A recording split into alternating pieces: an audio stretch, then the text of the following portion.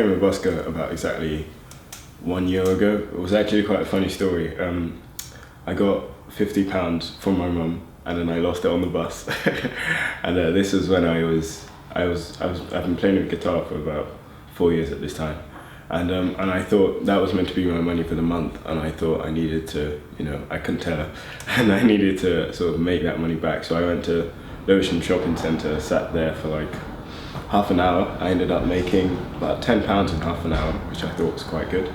And then I got kicked off that sort of space, and then I went onto the high street and I made a bit more money there. It's not all about the money I make. If I do a particularly good performance or a performance I'm content with, then I'd be very happy to go home regardless of however much money I've made. I mean, people walk past and they say, oh sorry, I haven't got any change. I tell them it's fine, and then you get the very frequent, just nod of acceptance, like I appreciate your music.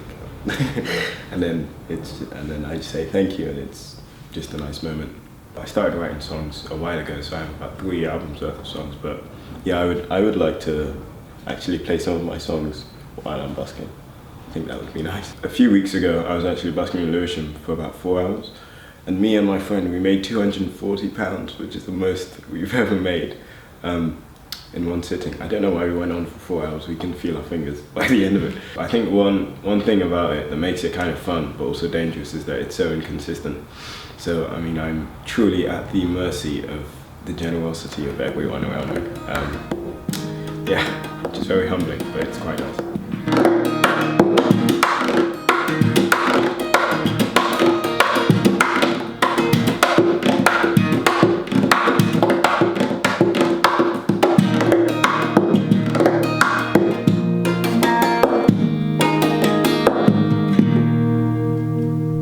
Before I got into my teens, I started listening to a lot of Bob Dylan, Paolo Nutini, Nick Drake, and Howard, of course.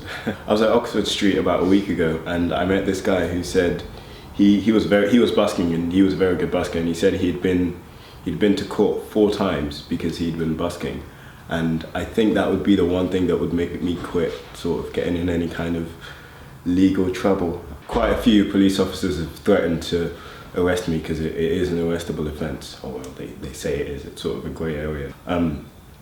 But I mean, but most of them are actually quite nice about it. The last lady, she said she wasn't really interested in babysitting a couple of teenagers, and she goes home at 4, so that was purely the reason she didn't arrest us, which I think was a nice reason.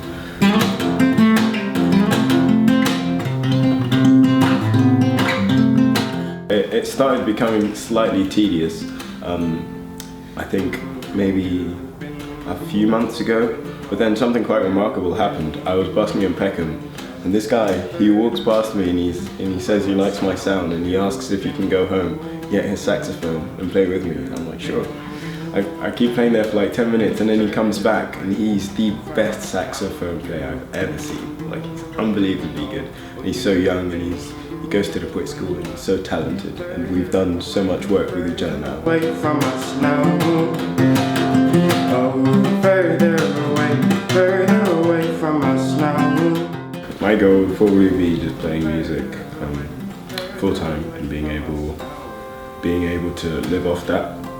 So I definitely don't want to be famous.